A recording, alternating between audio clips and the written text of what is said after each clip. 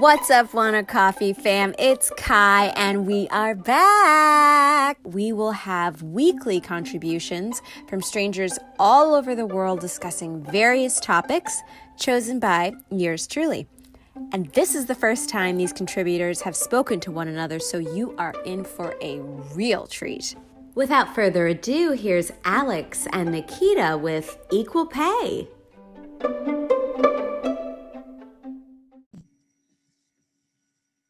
We are good. Okay, so equal pay. This is so interesting. I was thinking about this earlier, actually, because I'm a teacher. I teach high school English. So, and we just had our contract negotiation conversation not too long ago about salaries. And our salaries are based on years in and education. So, like, I'm on step 4 and I have my master's. So, like, I make more than somebody with their bachelor's on step 4, but that's it. It's just years in and your degree. So, like, I don't like have a personal connection to this. So, I mean, obviously I'm all for, like, it has to be equal pay, and the gender pay gap is still super real. Especially for working mothers, like mothers have an even bigger pay gap. And then race even comes into play, which is, it's just insane to me. Yeah, it's just so, like, we're literally in 2021 and we're still talking about pay gaps, and it's just so strikingly odd to me that it's like, wow, why are we still having this conversation? I remember it wasn't that long ago, I was reading this article with Oprah, and she had talked about how, and I think she had got some kind of award, Hollywood award or something, a little while back, and she was talking about how when she first was, I think she was, it wasn't the Oprah Winfrey show. It was when she was doing another show where she was like an anchor, I think when she was in Baltimore. And she was saying that she went to them and was asking for a raise. And they had given, I guess, a raise to her counterpart. And she was like, well, we do the same thing. Why does he get a raise and I don't? They was like, well, you're a single woman and you don't have a mortgage. You don't have, he's a father, he's a husband, you know. And she was like, okay, so what does that have to do with me, getting more money because I've worked hard for, the things that I've done. And they were just basically calling her, or just basically saying that, you're not prioritized in that way because you don't have real priorities like a grown-up does. All right. And she just felt like, okay. So they was like, you either take it or leave it. So she was like, okay. So she kept that in the back of her mind. And fast forward to, I think, when she was doing the Oprah Winfrey show. Even then, after that was in the 80s, later 80s, she has her own show. And the networks are just like, she got a raise because, of course, she's, at that time, Oprah Winfrey, she was getting bigger and bigger. Oprah, yeah. So Oprah, and then, but even on her own show, the execs controlled the money. And she had a lot of women producers. And so she was like, okay, I'm getting a raise. I would like for my producers to get a raise. And they were like, oh, they're just girls. Like, I guess because they were young, it's like they just didn't see the value of giving them more money. And so she was like, okay, if you don't give them more money, then I'll sit down. And, she was at that time known for standing in the audience and stuff like that. So the executives, they were like, okay, all right. She was making them a lot of money. So she sits down. That meant, it was a lot different from the, when she didn't have as much control. But it was just like, that was in the 80s. And here we are, 30 years later, and we're still having these issues. And so it's just, I just don't even see the why, because I guess I could understand it in the, the 50s and the 60s when it was just men in the workforce, I guess being the providers. But I don't necessarily agree that that was ideal, but I No. could at least kind of understand it then. But at this stage, everybody's working. And Both we possible. see it. We see it all the time still. Like even with like, I'm thinking like Big Bang Theory. Like Kaylee Cuoco was making less money than her male counterparts, and even they stood up and were like, "Oh, that's like it's ridiculous." Like but in some ways, I'm less concerned of like, yes, it's ridiculous. I absolutely agree. But in some ways, I'm also less concerned about that because I'm like, oh, you're too big. You have too much money. Like, I'm not like, I'm thinking about low man on the totem pole. And like, I'm a single mother. So, like, and the father of my children is great. Like, he provides for his children. I'm very blessed in that situation. So, like, when I say this, I'm not being disparaging and I don't want to come off that way. But if I actually didn't have that support system, like many women in my situation don't, and I was doing a job and my male counterpart was making more than me, and that strikes a chord with me. And I read recently that like pregnant women and mothers, the pay gap is bigger than what it is for women who aren't mothers. And even going to that, like that's why people like sometimes women don't get hired because they might go on maternity leave, like whether or not they're pregnant or not. And yeah, that's a whole nother obstacle that some career or some employers find themselves in. But we talked about the wage gap between men and women, and you also mentioned how it is with race. It's even a gap between, like you said, the people which you consider on the lower end of the totem pole. I remember I was sitting in on a meeting, and the meeting was just about a lot of people were like, yeah, we didn't, I'm also in higher education as well, and it was just one of those meetings where people were talking about how you got the upper faculty and staff was like, yeah, we have to go back to work. And then it's like, I think they were trying to negotiate some salaries or something like that, or how you had to make cuts before COVID. mm-hmm. And then the pre-COVID cuts, and now it's like, yeah, we're going to go back to that. And then one of the staff was just like, well, wait a minute, what about all the people who worked during the pandemic and they had to work excruciating hours, they weren't paid any hazard pay, and then and this falls under the people who are the custodians, the people who are the housekeeping staff, the security guards, all of these people who, if it wasn't for them, the school wouldn't have been functioning because they didn't get the opportunity to work from home, because that's not the type of job that they had, and they had to be on the front lines. And the fact that they didn't get compensated extra for that, and they still were required to go if they wanted to keep their jobs, is even that's problematic. I mean, that's a huge, they're already in a huge wage gap. There's people that already make more money than them, and now on top of that, they don't even get any benefits or perks, or working from home, or no kind of negotiation where it was kind of beneficial for them. It was more like, take on this extra load. And now that we're talking about, okay, now everybody goes back to their other salaries. Well, what about all the work we did? How are we compensated for that? Mm-hmm. And the essential workers kept our world running. Mm-hmm.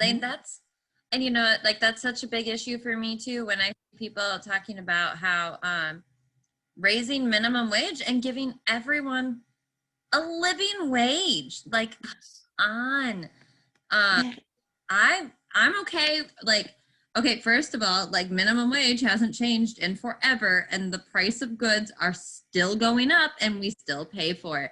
I would rather pay more for my tater tots at the store so the people that are working can live, like, because I mean, you can't degrade a service that you need. So like, the, we need people. I mean, I still like to go to my McDonald's, so I need the people that work at McDonald's. I need them, so I'm not going to degrade them by saying that they don't deserve a living wage because they work there. Well, you better believe my butt's still in line getting my, dollar Coke, because I have a day.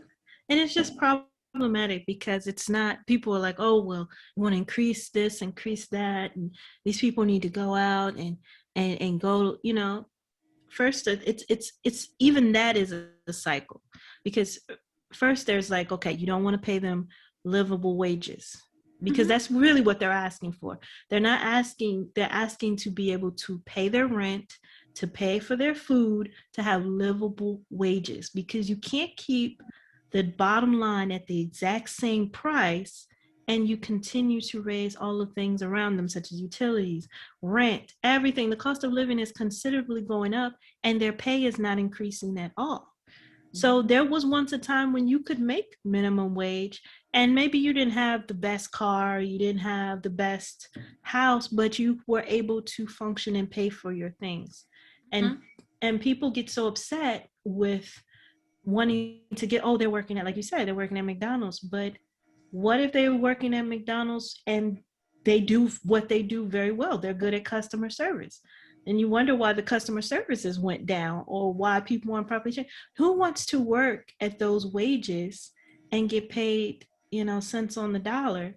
They can't pay for childcare. I can barely pay for childcare, and I have a salaried position. Exactly. And then you want to be upset if people are on any type of government assistance, when you even have some jobs, like for a long time, Walmart was encouraging people to supplement their pay with, these type of services. And it's like, okay, you don't want them to be on welfare. So you want them to get a job. Okay, they get a job, but the job doesn't support their kids. Then it's like, oh, well, you need to stay and take care of your children and be here in your children's life. Okay, I want to go to school, can't go to school because who's going to take care of my kids? And if my kids, and who's going to pay for me to, how am I going to pay for all of this? And so it's just like this cycle. And it's like everybody, it's not like education is free for some, in some places, or most places it's not. And well, so and like, I mean, I drank the Kool-Aid. I had my student loans, and I went to school. Like, I did what, I was told to do. Like, you can't get a job if you don't go to college. And then I got my master's, and now we have this boatload of student loans, and I can't afford to buy. Well, I can afford, my credit's beautiful, my debt to income, because of my student loans, I can't get a mortgage. Like, and I'm no deadbeat, but I signed on the dotted line when I was not old enough to, consciously make that decision. And so now I work a second job, and, I'm trying to figure all that out. And, that's the trap of capitalism. And do I have solutions? No. But, being a bleeding heart, I still want to see people make a living wage and make what they are due. I remember, and then sometimes you even look at sometimes the areas, like you take somewhere like Florida, or I just remember looking at different places, and I'm like, okay, I could do what I do where I'm at, and maybe move somewhere else and do the same thing. And then I'm looking at what they were willing to pay, and I'm like, whoa. It's not like I'm, balling over here, but to know it's like the same job is like 20,000 or so less is like, wow. And then you look at the prices of housing and stuff, and then it's always this, oh, well, it's cheaper to live in Florida, or it's cheaper to live in some of these places. But then you look at it, I'm like, not really. Because you look at some parts of Florida, it's not really cheap, but the cost of living, again, is not, matching up with what people are earning. And I still think that's problematic. And like you said, not just, you have the race thing plays a huge thing. You have someone who is, black or brown, and they're not even making nowhere near what someone else, especially you see that in the arts.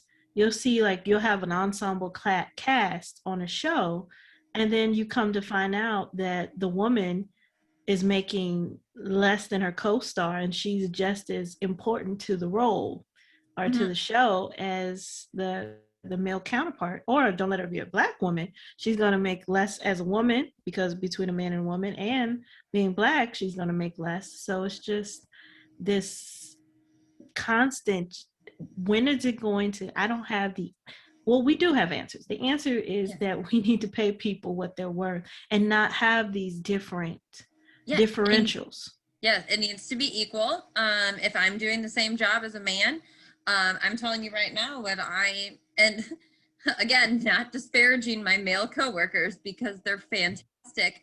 But would I lose my crap if I was making less than another male English teacher, even though, like, and we were in the same spot, like if he had his master's and we had the same years in, like if we were in the same spot, like what if there was like any sort of gap there, that would be a problem. I'm part of the teachers union. They're not going to let that happen. But not like, but again, not everybody has those protections, and right. Not everything about teachers' salary is perfect. It's not a beautiful system. And none of us are in it for the money. That's sure. Definitely not.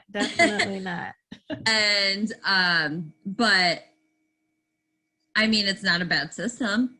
Like, the idea behind it is not a bad system. Like, hey, this is your experience. This is your education. This is how you get paid. Yeah. Yeah. And then that's when you feel like you're getting paid your worth, right? Yeah. And, but yeah, no, you're right. It's 2021. We shouldn't be having this fucking conversation. It shouldn't even be a thought in our mind. And then what's really, I think this year or this past year, the 2020 going into 2021 has really, because we think in academic years. So it has really gotten a lot of people to really question, is this what I should be doing? And I think they're going to see a mass exodus in certain fields where you normally would have people are like, okay, I'm not doing this for the money, but there was a lot of times where a lot of teachers weren't supported during the pandemic. The people that were supposed to be supportive of them were not. And then, the parents turned on them. You have people who were frontline workers that aren't getting paid that much, and they really put their lives on the line. They put not only their lives, they put their families' lives. And just to hear some of my friends who were like nurses or in the medical field, and the ritual of how they had to come home and taking all their things off and throwing it straight in the laundry, not hugging their children right away, couldn't let the kids run and hug them, and I'm like, that's just the certain things. It's just like, are we thinking about that? And then we're just like, and I don't know if you've noticed or seen the news at a lot of restaurants, people are not trying to come back. Like, and that's why I think McDonald's, as well as, was it Chipotle? They're saying that they're going to increase theirs to $15 because when people are paid livable wages, you find they stick around a lot longer. You find that when you're getting paid well, you do your job better. You're not worried about bill to bill. Why should you care if they're not taking pride or seeing the value in you? Why should you take pride and see the value in your work when they don't even, and in some of these places? And then that way, if you're charging more, you can say, hey, maybe I want, I can have more quality people working, or even the younger students who you're teaching and grooming them to work while they're in high school, maybe have better quality. And we have to get there. I'm gonna stop because we hit our time. It's always such a blast to hear from Nikita and Alex, who very carefully and very thoughtfully discuss hard topics such as equal pay. Thanks a lot, guys. That's it for us, folks. Catch us next week for a brand new episode with brand new contributors. If you like what you heard, please like, share, and subscribe. You can follow us on Twitter, Facebook, and Instagram at WannaCoffeePod. That's WannaCoffeePod. I'm your host, Kai, and let's wanna coffee next week. Cheers.